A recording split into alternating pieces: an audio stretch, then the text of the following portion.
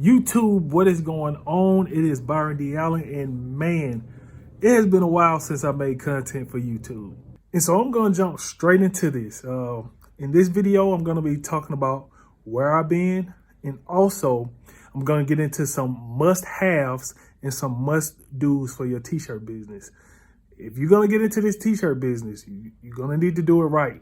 And you need to have a plan, and you need to decide how you're going to run it and where you're going to run it and how much do you want to spend running this business. So we're going to get into it.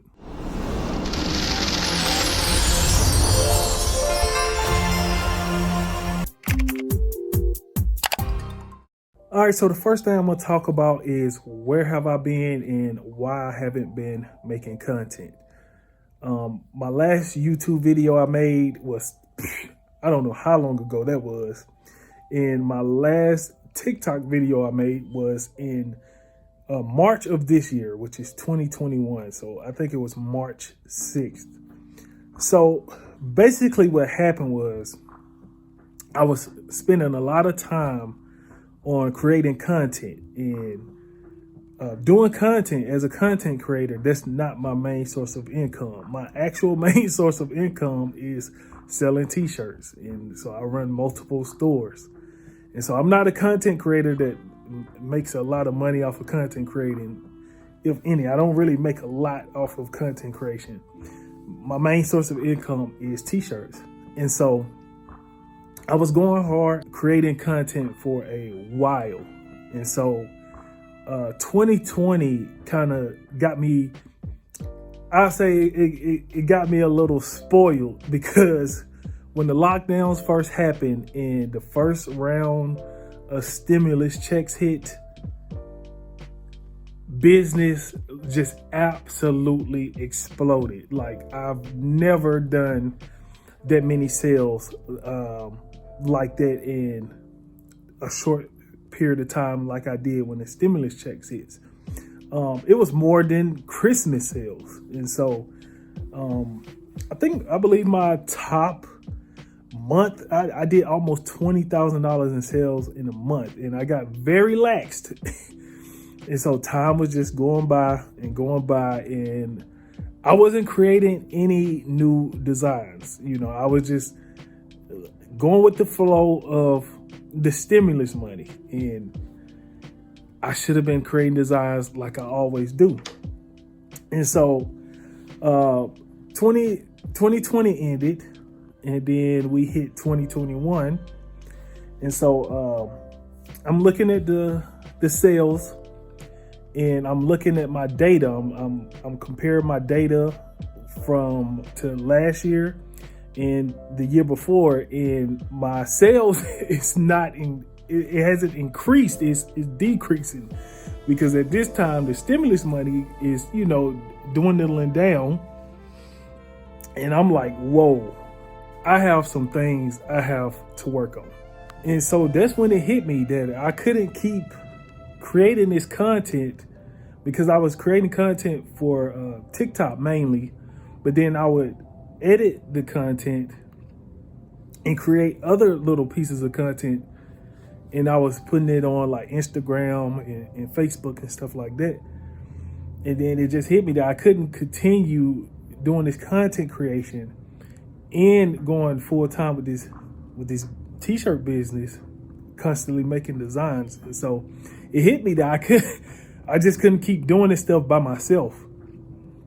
And so what I ended up doing was I backed off the content creation, and I decided that I would hire VAs.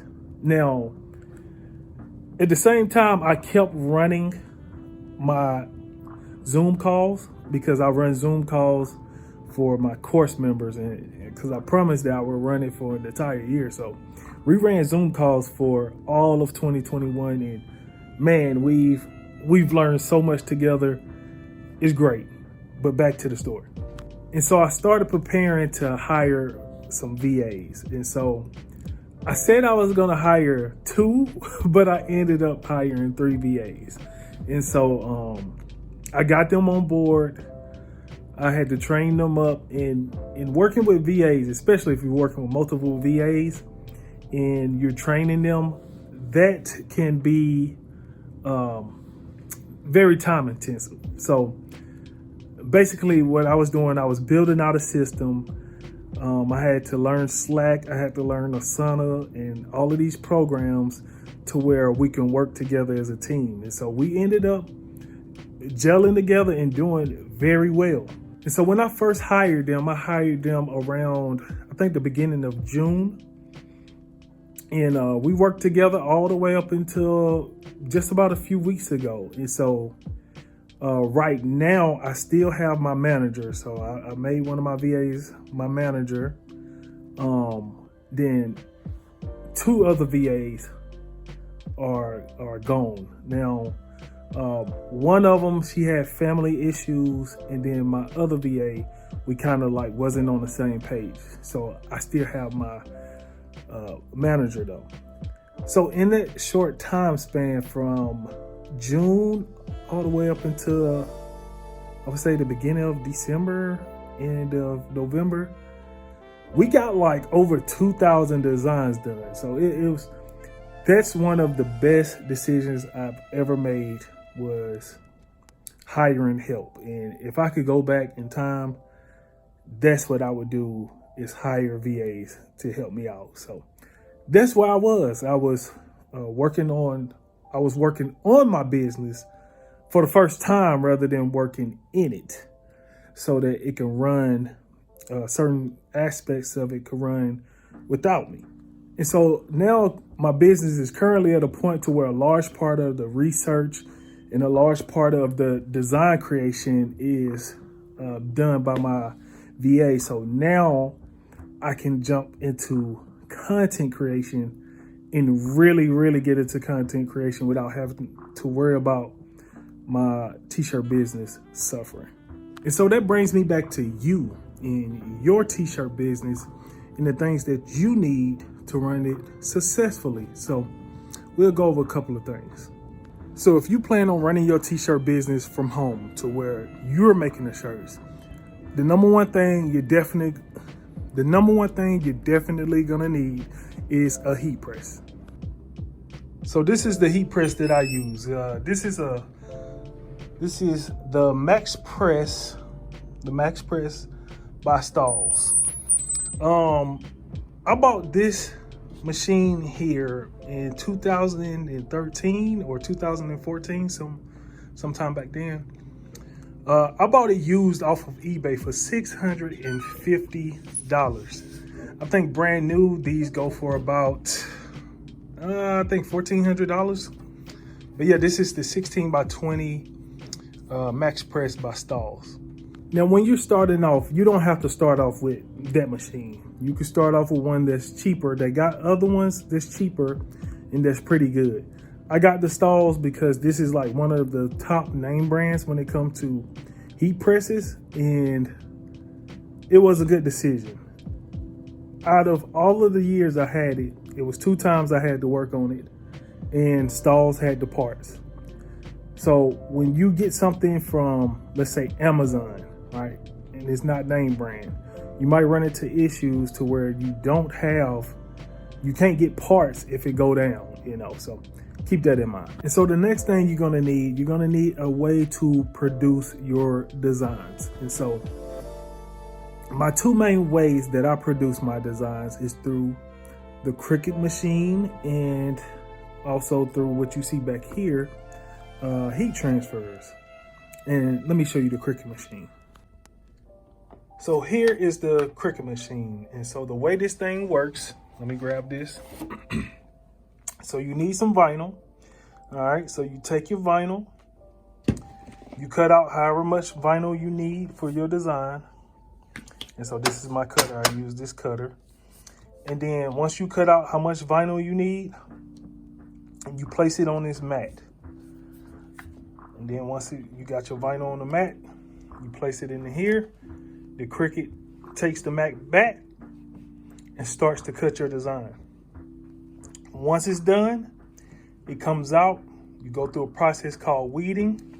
So you might take something like this, something with a sharp edge. This is actually not a pen, this is a weeding device. and you'll start weeding up the vinyl you don't need. And so you'll end up with something like this. So this is one of my designs right here that I'll be pressing on the shirt. So the Cricut machine is by far one of the most easiest, cost-efficient ways to get started with producing your designs. And so I highly recommend that. You can get this machine for, I think, around a little over $100. Totally worth it. So now the next way is what you see back here is the heat transfers.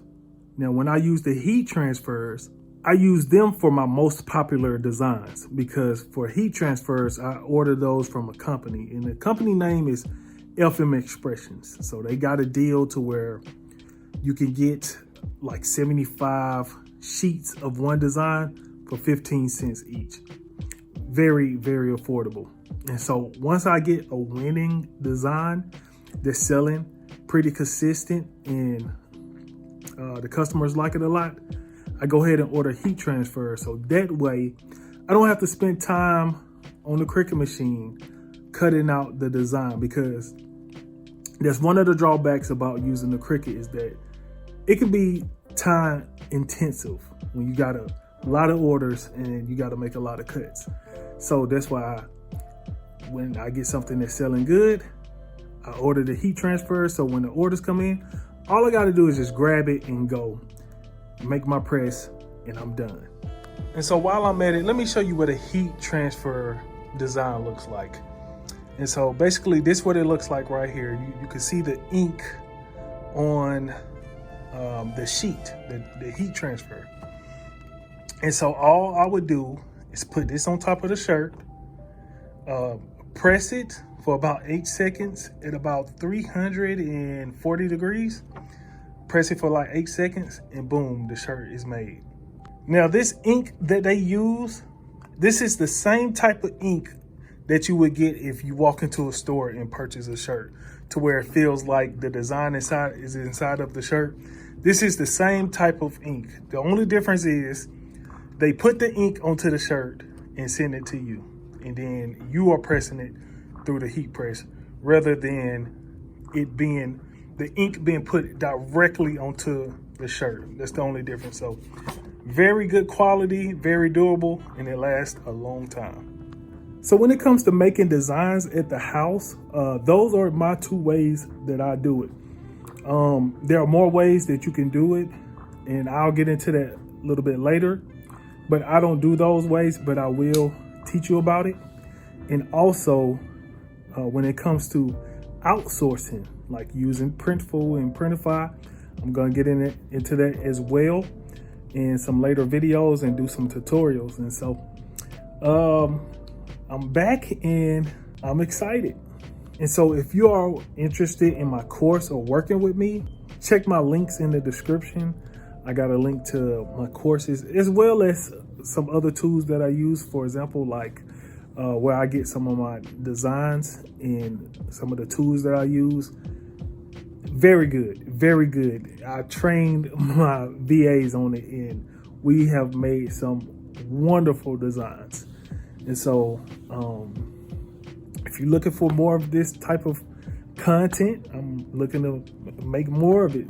And give me a subscribe and leave me a comment. Hit me up. Let me know what you would like to know about the t-shirt business. All right, y'all. Peace.